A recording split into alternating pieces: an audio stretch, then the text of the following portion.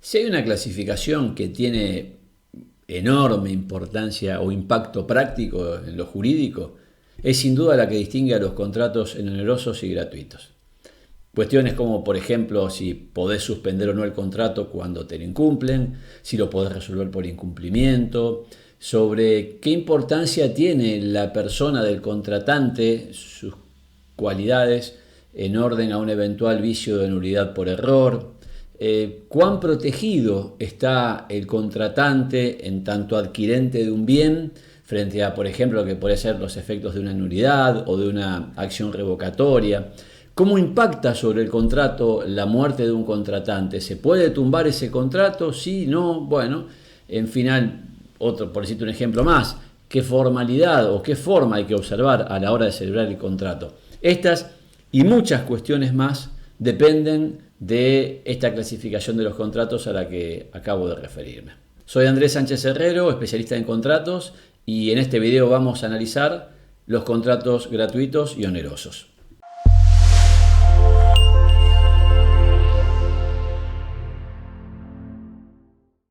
Esta categoría tiene recepción legal, la vas a encontrar definida en el artículo 967 del Código Civil y Comercial.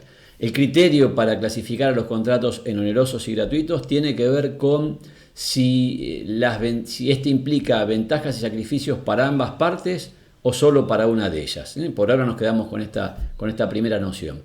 Y ya abordando la cuestión, contratos onerosos son aquellos que implican para ambas partes ventajas y sacrificios. Cada una obtiene un beneficio, pero también un sacrificio correlativo.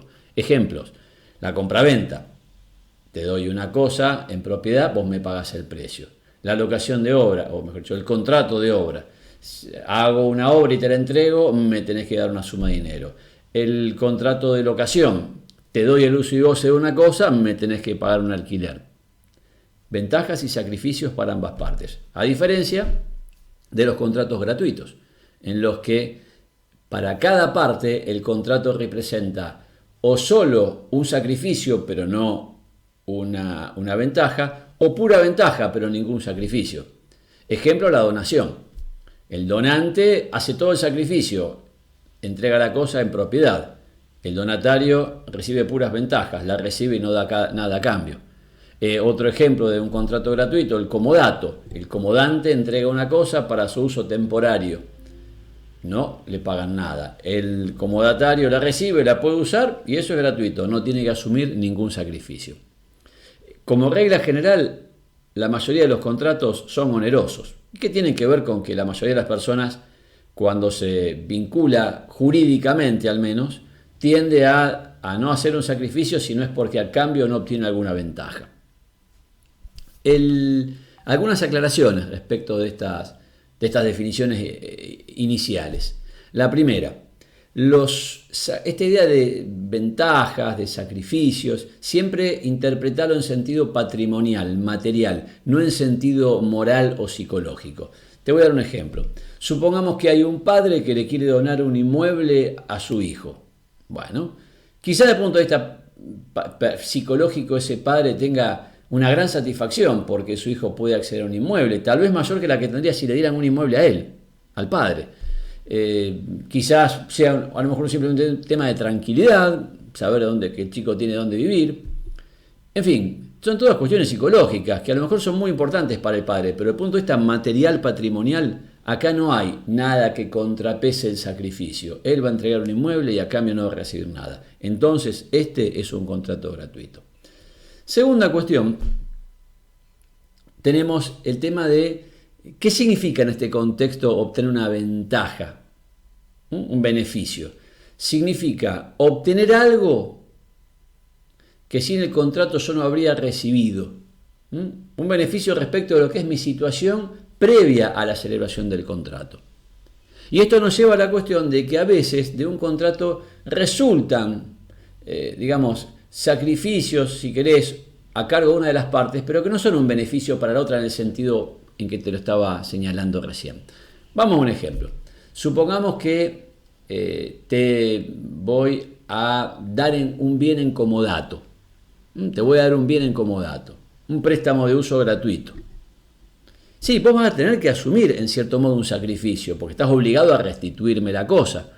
Pero la restitución de la cosa no es un beneficio para mí medido en el momento en el cual celebro, previo a la celebración del contrato. Yo la cosa ya la tengo, no me está sumando nada. Distinto sería si, por ejemplo, yo te estuviera vendiendo la cosa, en el cual vos me das un dinero que yo no tenía antes de celebrar el contrato, ¿sí? Entonces, todas esas obligaciones que en realidad lo que hacen es a limitar o a ponerle un límite al sacrificio que realiza uno de los contratantes, no es para él en este sentido un beneficio. Cuando vos me tenés que devolver la cosa que yo te di en comodato, en realidad lo que estamos haciendo con esa obligación que está a tu cargo de devolverme la cosa es limitando mi sacrificio, evitando que sea que te transmita la propiedad de la cosa y simplemente implique que te doy el uso y goce temporario, así sea gratuito de ella. Una cuestión que también hay que tener en cuenta es la de si el contrato oneroso deja de serlo por inequivalencia. Y la respuesta es que no. O sea, no hace falta que sean equivalentes las ventajas y los sacrificios para que el contrato se considere oneroso. Lo importante es que haya esa equivalencia subjetiva. Por algo ese contratante quiso contratar y asumir esos sacrificios a cambio de esas ventajas, quizás descompensados. Eso no quita que podamos tener un caso de un vicio de lesión por un desajuste entre las prestaciones, un aprovechamiento de una respecto de la otra, de las partes, pero no deja de ser oneroso por esta razón. Entonces, ahora bien, ¿qué sucede? Hay un límite, porque hay un punto en el cual vos decís, pero ¿podemos seguir diciendo que este es un contrato oneroso cuando hay una notable, evidente desproporción entre lo que el sacrificio y el beneficio que recibe un contratante y al revés, el beneficio y el sacrificio del otro? No estoy hablando del caso en el cual una parte explota a la otra, eso es un tema de lesión. No digo cuando es algo deliberadamente buscado, ¿sí?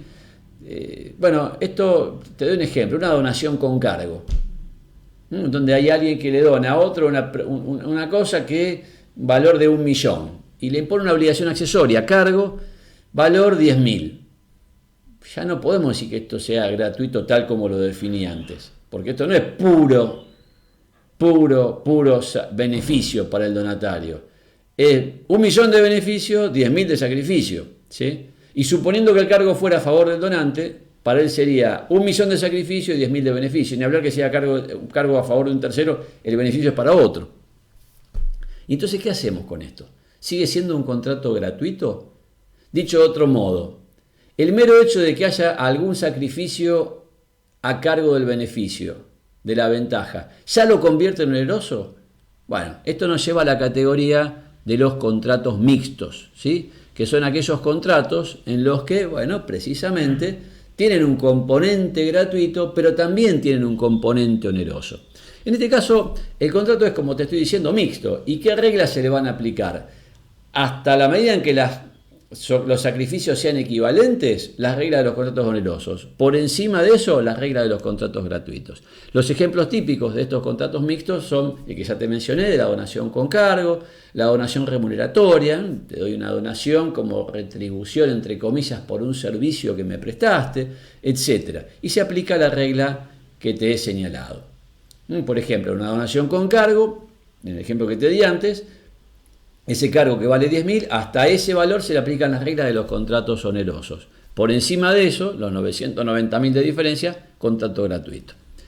El artículo 1543 prescribe que las reglas de la donación se aplican a todos subsidiariamente, ¿no? Todos los actos que sean a título gratuito. Esto incluye, por supuesto, a los contratos. Por cierto, esta distinción que he venido trazando entre los contratos onerosos y gratuitos no es una mera elucubración teórica y ni siquiera se agota en lo didáctico. Está plagada, como te decía al comienzo de esta exposición, está plagada de consecuencias prácticas. Te invito a que veas mi segunda parte de esta clasificación en donde abordo esta temática. Y si tenés interés en ver otros temas de la materia, te invito a ver mis demás videos de este canal.